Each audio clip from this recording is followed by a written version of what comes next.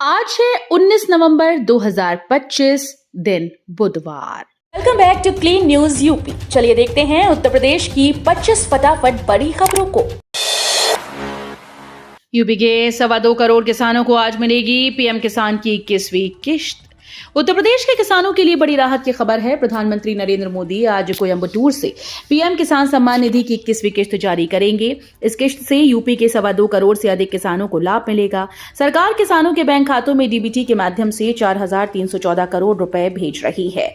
हर पात्र किसान को 2,000 रुपए की राशि प्राप्त होगी, जिससे खरीफ और रबी सीजन की तैयारियों में मदद मिलेगी। यूपी में 41,000 होमगार्ड भर्ती शुरू, 20% पद महिलाओं के लिए आरक्षित। उत्तर प्रदेश में 41,424 पदों पर होमगार्ड भर्ती 2025 शुरू हो गई। यूपी पुलिस भर्ती बोर्ड ने नोटिफिकेशन जारी कर आवेदन प्रक्रिया 18 नवंबर से 17 दिसंबर 2025 तक खोल दी। सबसे ज्यादा पद कानपुर में और सबसे कम भदोही में निर्धारित किए गए। उम्मीदवारों को मान्यता प्राप्त बोर्ड से 10वीं पास होना अनिवार्य होगा और हाई स्कूल की मार्कशीट अपलोड करनी होगी। सामान्य ओबीसी और ईडब्ल्यूएस के लिए शुल्क 400 और SC/ST के लिए 300 रुपए है। योगी सरकार रिवर रैंचिंग पर फोकस, मछुआरों की आय बढ़ाने की बड़ी पहल। उत्तर प्रदेश में योगी सरकार मछुआरों की आमदनी बढ़ाने के लिए रिवर रैंचिंग योजना को तेजी से आगे बढ़ा रही है। लखनऊ की गोमती नदी में मत्स्य मंत्री डॉक्टर संजय कुमार निषाद ने 80 से 100 mm आकार के करीब 2 लाख छोटी मछलियां छोड़ी। इनमें रोहू, कतला और नैन जैसी प्रजातियां शामिल हैं। मंत्री ने बताया कि इससे न सिर्फ मत्स्य उत्पादन बढ़ेगा, बल्कि रोजगार के नए अवसर भी बनेंगे। पहले नदियों में मछलियों की मृत्यु दर 30% थी, जो सरकार की पहल से घटकर अब सिर्फ 10% रह गई है। यूपी में मिलेट सब्सिडी और 1,000 नई फूड प्रोसेसिंग यूनिट से कृषि उद्योग को बढ़ावा। उत्तर प्रदेश सरकार कृषि और खाद्य प्रसंस्करण क्षेत्र को नई ऊंचाई देने के लिए बड़े कदम उठा रही है। मिलेट्स व्यवसाय को बढ़ावा देने के लिए किसान, FPO और उद्यमियों को प्रसंस्करण, पैकेजिंग और मार्केटिंग यूनिट लगाने पर 47.50 लाख रुपए तक की सब्सिडी दी जाएगी। साथ ही प्रदेश में 75,000 नई फूड प्रोसेसिंग इकाइयां स्थापित की जाएंगी, जिनमें हर जिले में 1,000 नई यूनिट शामिल होंगी। आजीविका मिशन से कृषि सखियां सीखेंगी जैविक खेती, बनेंगी आत्मनिर्भर और आय सृजक। अयोध्या जिले के आशापुर दर्शन नगर में उत्तर प्रदेश आजीविका मिशन के तहत कृषि सखियों के लिए 5 दिवसीय प्रशिक्षण कार्यक्रम का आयोजन 15 से 19 नवंबर तक किया जा रहा है। सोहावल, रुदौली और लकी ब्लॉक से आए ग्रामीण महिलाएं इसमें भाग ले रही हैं। प्रशिक्षण का मुख्य उद्देश्य महिलाओं को जैविक और ऑर्गेनिक खेती में प्रशिक्षित करना है। इससे न सिर्फ उनका परिवार स्वस्थ रहेगा, बल्कि महिलाएं आत्मनिर्भर बनेंगी। बरेली में 100 एकड़ रोजगार जोन और प्रतिवर्ष नाथ नगरी महोत्सव का होगा आयोजन। बरेली जिले में युवाओं के लिए रोजगार के नए अवसर सृजित करने के लिए 100 एकड़ में एम्प्लॉयमेंट जोन विकसित किया जाएगा। इस जोन में सूक्ष्म, लघु और मध्यम उद्यम स्थापित होंगे, जिससे स्थानीय उद्योगों को बढ़ावा मिलेगा और युवाओं को रोजगार के अवसर मिलेंगे। साथ ही शहर में प्रतिवर्ष नाथ नगरी महोत्सव का भव्य आयोजन किया जाएगा। मुख्यमंत्री योगी आदित्यनाथ ने जिलाधिकारी को इन परियोजनाओं की कार्ययोजना तैयार करने और शासन से बजट स्वीकृति लेने के निर्देश दिए। यूपी में आज से श्रमिकों की स्क्रीनिंग। इजराइल रोजगार के लिए 1,000 युवाओं को भेजा जाएगा। उत्तर प्रदेश सरकार युवाओं को रोजगार और विदेश में नौकरी के अवसर उपलब्ध कराने के लिए लगातार प्रयास कर रही है। इस कड़ी में लगभग 1,000 निर्माण श्रमिकों को इजराइल भेजने की तैयारी चल रही है। भर्ती प्रक्रिया के लिए प्रदेश में सभी तैयारियां पूर्ण कर ली गई। स्क्रीनिंग का काम आज 19 नवंबर से शुरू हो रहा है। इस चरण के लिए 9,000 से ज्यादा अभ्यर्थियों को टेस्टिंग के लिए पात्र पाया गया और रोजाना 600 उम्मीदवारों को स्क्रीनिंग के लिए बुलाया जाएगा। गोरखपुर में सीएम योगी ने हाईटेक फॉरेंसिक लैब का उद्घाटन, अपराधियों को सजा सुनिश्चित। गोरखपुर में सीएम योगी आदित्यनाथ ने 72.78 करोड़ रुपए की लागत से बनी हाईटेक क्षेत्रीय विधि विज्ञान प्रयोगशाला का उद्घाटन किया। इस अवसर पर उन्होंने कहा कि नए उत्तर प्रदेश में अपराध मंजूर नहीं है और अपराधियों को उनकी करतूत की कीमत चुकानी पड़ेगी। नए फॉरेंसिक लैब से किसी भी आपराधिक घटना की जांच अब मिनटों में संभव होगी। गंभीर और जटिल मामलों में ये लैब निर्णायक भूमिका निभाएगी, जिससे अपराधियों के खिलाफ सटीक और तेज कार्रवाई सुनिश्चित होगी। प्रयागराज जंक्शन पर AI निगरानी, हाईटेक सिस्टम से ट्रेन की सुरक्षा सुनिश्चित। प्रयागराज जंक्शन अब पूरी तरह से हाईटेक होने की दिशा में आगे बढ़ रहा है। उत्तर मध्य रेलवे ने स्टेशन पर एआई आधारित निगरानी प्रणाली स्थापित करने की प्रक्रिया शुरू कर दी। इसके तहत ट्रेन के आने जाने, पहियों और एक्सेल जैसी तकनीकी स्थिति को रियल टाइम में मॉनिटर किया जाएगा। किसी भी गड़बड़ी या खतरे की स्थिति में कंट्रोल रूम को तुरंत अलर्ट भेजा जाएगा। इससे अब स्टेशन की सुरक्षा और ट्रेन संचालन की दक्षता पहले से कहीं अधिक मजबूत और भरोसेमंद होगी। बिजली बिल पर 25% की छूट, बकाया राशि एकमुश्त जमा करने पर मिलेगी पूरी सरचार्ज छूट। उत्तर प्रदेश पावर कॉर्पोरेशन ने उपभोक्ताओं के लिए विद्युत बिल सुधार योजना 2025 की घोषणा की। इसके तहत बकाया मूल बिल की राशि एकमुश्त जमा करने पर 25% की छूट मिलेगी और सरचार्ज में पूरी छूट मिलेगी। योजना 1 दिसंबर से शुरू होगी। उपभोक्ता 1 किलोवाट तक 144 यूनिट तक भुगतान कर सकते हैं। विशेष रूप से बस्ती जोन में जहां कई लोग बिल जमा नहीं कर पा रहे, विभाग ने किश्तों में भुगतान की सुविधा भी दी है। गोरखपुर विश्वविद्यालय साइबर सुरक्षा कोर्स शुरू करेगा, छात्रों को रोजगार और कौशल मिलेगा। गोरखपुर विश्वविद्यालय छात्रों को साइबर सुरक्षा में दक्ष बनाने के लिए नया कोर्स शुरू करने की तैयारी कर रहा है। इस कोर्स का उद्देश्य छात्रों को साइबर अपराधों से सुरक्षित रखना और डिजिटल दुनिया में जागरूक करना है। विशेषज्ञों की मदद से तैयार ये कोर्स नवीनतम तकनीकों और सुरक्षा उपायों की जानकारी देगा। छात्रों को न सिर्फ कौशल मिलेगा बल्कि इससे रोजगार के अवसर भी बढ़ेंगे। रोडवेज बस चालकों की एक सजा होगी माफ, पहली दुर्घटना पर नहीं कटेगा वेतन। उत्तर प्रदेश रोडवेज ड्राइवर के लिए बड़ी राहत की खबर है। परिवहन निगम अब पहली बार हुई बस दुर्घटना पर ड्राइवर से कोई रिकवरी नहीं करेगा। बसेस की संख्या बढ़ने के साथ हादसों में इजाफा हुआ है और खासतौर पर संविदा चालकों को वेतन से भारी कटौती झेलनी पड़ती थी। इस नई योजना से संविदा और नियमित दोनों ड्राइवर को राहत मिलेगी। पहली दुर्घटना पर माफी मिलने से चालक आर्थिक बोझ से बचेंगे और नौकरी का दबाव भी कम होगा। रायबरेली में 29,000 अमीर मुफ्त राशन ले रहे, कार्ड निरस्तीकरण की प्रक्रिया शुरू।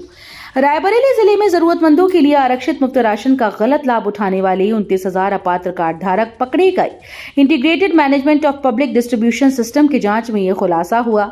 इनमें कई लोग महंगी गाड़ियों के मालिक और कंपनीज के संचालक हैं। आयकर रिटर्न भी भरते हैं। शासन से सूची मिलने के बाद इनके कार्ड निरस्त करने की प्रक्रिया शुरू कर दी गई। जिले में 5 लाख से अधिक पात्र गृहस्थियों के राशन कार्ड हैं।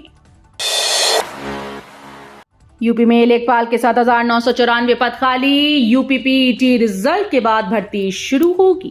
सरकारी नौकरी की तैयारी कर रहे युवाओं के लिए उत्तर प्रदेश से बड़ी खुशखबरी है। राज्य में लेखपाल के 7,994 पद खाली हैं। प्रदेश सरकार इन पदों को भरने के लिए जल्द ही भर्ती प्रक्रिया शुरू कर सकती है। इसके लिए Uttar Pradesh primary eligibility test का रिजल्ट आने का इंतजार किया जा रहा है। लेखपाल बनने का सपना देखने वाले योग्य उम्मीदवार इस भर्ती के लिए तैयार रहें। यह अवसर युवाओं के लिए स्थिर सरकारी नौकरी पाने का सुनहरा मौका साबित होगा। फतेहपुर नूरी जामा मस्जिद पर बुलडोजर रुका, यूपी सरकार का हाईकोर्ट को आश्वासन। फतेहपुर की नूरी जामा मस्जिद पर अब बुलडोजर नहीं चलेगा। यूपी सरकार ने हाईकोर्ट को आश्वासन दिया है कि मस्जिद परिसर में किया गया अतिक्रमण पहले ही हटाया जा चुका है, इसलिए अब किसी ध्वस्तीकरण की कोई आवश्यकता नहीं। मस्जिद प्रबंध समिति की याचिका पर सुनवाई करते हुए कोर्ट ने उन्हें राजस्व अधिनियम के तहत सीमांकन के लिए आवेदन करने को कहा और निर्धारित समय में प्रक्रिया पूरी करने का निर्देश दिया। सपा प्रमुख का हमला, जनता नहीं धांधली के दम पर जीत रही है भाजपा। बिहार चुनाव परिणामों पर सपा अध्यक्ष अखिलेश यादव ने भाजपा पर तीखा हमला बोला। उन्होंने आरोप लगाया कि भाजपा सरकार जनता का विश्वास खो चुकी है और प्रशासनिक मदद से बेईमानी का चुनाव जीत रही है। अखिलेश ने कहा कि भ्रष्टाचार और कुशासन के कारण स्वास्थ्य सेवाएं बदहाल हो गईं। 9 साल की भाजपा सरकार डॉक्टर्स की कमी तक पूरा नहीं कर पाई और अस्पताल संसाधनों के अभाव से जूझ रहे हैं। उन्होंने आरोप लगाया कि कई स्वास्थ्य केंद्र किराए पर चल रहे हैं और महीनों से उनका किराया भी लंबित है। मध्य स्थलों का नया खाका। आगामी चुनाव की तैयारियों को लेकर जनपद में बड़ी पहल की गई। कलेक्ट्रेट सभागार में डीएम अविनाश सिंह की अध्यक्षता में राष्ट्रीय और राज्यीय राजनीतिक दलों के प्रतिनिधियों के साथ महत्वपूर्ण बैठक हुई। बैठक में मध्य स्थलों के संभाजन और पुनर्गठन पर चर्चा हुई। अब 1200 से अधिक मतदाताओं वाले बूथ को विभाजित किया जाएगा ताकि मतदान प्रक्रिया सरल और सुगम हो। दो जगह एसआईआर फॉर्म भरने पर 1 साल की सजा, चुनाव आयोग की चेतावनी। चुनाव आयोग ने मतदाताओं को सख्त चेतावनी दी है कि विशेष प्रकार पुनरीक्षण में दो स्थानों से फॉर्म न भरें। लोक प्रतिनिधित्व अधिनियम की धारा 31 के तहत ऐसा करने पर 1 साल की सजा या जुर्माना लगाया जा सकता है।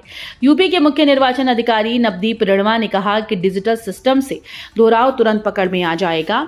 मतदाता सूची 27 अक्टूबर को फ्रीज की जा चुकी है और जिस स्थान पर नाम दर्ज है वहीं से फॉर्म भरना अनिवार्य है। सपा अध्यक्ष ने दरगाह पर नहीं दी हाजिरी, मौलाना शहाबुद्दीन ने उठाए सवाल। सपा अध्यक्ष अखिलेश यादव शहर में 8 नेताओं से मिले लेकिन दरगाह आला हजरत से दूरी बनाए रखी। इस पर ऑल इंडिया मुस्लिम जमात के अध्यक्ष मौलाना शहाबुद्दीन ने सवाल उठाए। उन्होंने कहा कि उनका दरगाह पर हाजिरी न देना बरेलवी सुन्नी मुसलमानों के लिए कष्टदायी है। मौलाना ने ये भी कहा कि अखिलेश चाहे गली गली घूमे लेकिन दरगाह न आना चिंता का विषय है। सपा नेताओं से प्रतिक्रिया लेने की कोशिश की गई लेकिन उन्होंने कोई जवाब नहीं दिया। इंडिगो ने बढ़ाई उड़ानें, आगरा से अब और शहरों के लिए आसान सफर। इंडिगो एयरलाइंस ने यात्रियों के लिए अच्छी खबर दी है। इस साल लखेरिया एयरपोर्ट को नई फ्लाइट नहीं मिलने वाली, लेकिन अहमदाबाद, बेंगलुरु, मुंबई और हैदराबाद के लिए उड़ानों की संख्या बढ़ी है। अब एक ही दिन में 4 से 6 फ्लाइट का संचालन होगा। नई फ्लाइट लखनऊ, सूरत और कोलकाता के लिए वर्ष 2026 में मिलने की उम्मीद है। एयरपोर्ट परिसर में नई सिविल एनक्लेव का निर्माण तेजी से चल रहा है। सर्दी और धुएं ने बढ़ाई परेशानी, कानपुर वासियों को प्रदूषण से चेतावनी। कानपुर में मौसम बदलने के साथ ही प्रदूषण का स्तर फिर से बढ़ गया है। नवंबर में कई दिनों तक PM 2.5 और PM 10 की मात्रा मानक से ऊपर रही, जिससे वायु गुणवत्ता सूचकांक बहुत खराब श्रेणी में पहुंच गया। प्रदूषण नियंत्रण बोर्ड के अधिकारी अजीत कुमार सुमन ने सर्दी वाहनों के धुएं और कचरा जलाने को मुख्य कारण बताया। उन्होंने शहरवासियों से कचरा जलाने से बचने और स्वच्छ हवा के लिए सावधानी बरतने की अपील की। मुंबई में निवेशकों को यूपी का प्रस्ताव। इन्वेस्ट यूपी ने मुंबई में निवेशकों को GCC क्षेत्र में निवेश का प्रस्ताव दिया है। इस प्रस्ताव में बुनियादी ढांचा, ऊर्जा और प्रौद्योगिकी जैसे क्षेत्रों में निवेश के अवसरों पर विशेष जोर दिया गया। उत्तर प्रदेश सरकार निवेशकों को आकर्षित करने के लिए विभिन्न प्रोत्साहन और सुविधाएं भी प्रदान कर रही है। मुंबई के निवेशकों ने इस अवसर में गहरी दिलचस्पी दिखाई। इन प्रयासों से यूपी में GCC क्षेत्र में निवेश बढ़ाने और नए उद्योग स्थापित करने की दिशा में कदम और मजबूत होंगे। यूपी में जूनोटिक रोगों से सुरक्षा, जपाईगो और पशुपालन विभाग साथ आए। पशुपालन विभाग और जपाईगो ने जूनोटिक रोगों की रोकथाम के लिए समझौता किया है। इसका उद्देश्य सार्वजनिक स्वास्थ्य खतरों को कम करना और प्रतिक्रिया तंत्र को मजबूत बनाना है। पशुधन मंत्री धर्मपाल सिंह ने इसे वन हेल्थ दृष्टिकोण की दिशा में महत्वपूर्ण कदम बताया। समझौते के तहत निगरानी, त्वरित प्रतिक्रिया और जोखिम संचार को बेहतर बनाने पर ध्यान दिया जाएगा। प्रयोगशालाओं का आधुनिकीकरण और बहुक्षेत्रीय प्रतिक्रिया तंत्र के माध्यम से भविष्य में रोगों से होने वाले नुकसान को कम करने की योजना बनाई गई। यूपी में मुफ्त कंप्यूटर कोर्स आवेदन 20 नवंबर से शुरू। उत्तर प्रदेश में पिछड़ा वर्ग कल्याण विभाग ने कंप्यूटर प्रशिक्षण योजना के O लेवल और CCC कोर्स का दूसरा चरण शुरू किया। ये योजना उन प्रतिभागियों के लिए है जो इंटर पास हों और जिनके अभिभावकों की वार्षिक आय अधिकतम 1 लाख रुपए। पिछड़ा वर्ग कल्याण और दिव्यांगजन सशक्तिकरण राज्य मंत्री नरेंद्र कश्यप के अनुसार इच्छुक अभ्यर्थी 20 नवंबर से 1 दिसंबर तक आवेदन कर सकते हैं। काशी के मंदिर मार्ग पर गूंजेगी ओम नमः शिवाय की ध्वनि। योगी सरकार की नई पहल के तहत काशी के मंदिर मार्ग पर अब ओम नमः शिवाय की मधुर ध्वनि गूंजेगी। इस कदम से धार्मिक वातावरण और भी पवित्र होगा, श्रद्धालुओं को शांति मिलेगी और पर्यटन को भी बढ़ावा मिलेगा। स्थानीय लोग इस नई व्यवस्था से उत्साहित हैं। प्रणाली के माध्यम से अनवरत मंत्रोच्चारण, धार्मिक ध्वनियां और काशी से संबंधित जानकारियां प्रसारित की जाएंगी। तो ये थी आज की 25 फटाफट बड़ी खबरें। अगर आपको न्यूज पसंद आई हो तो वीडियो को लाइक और शेयर जरूर करें। धन्यवाद।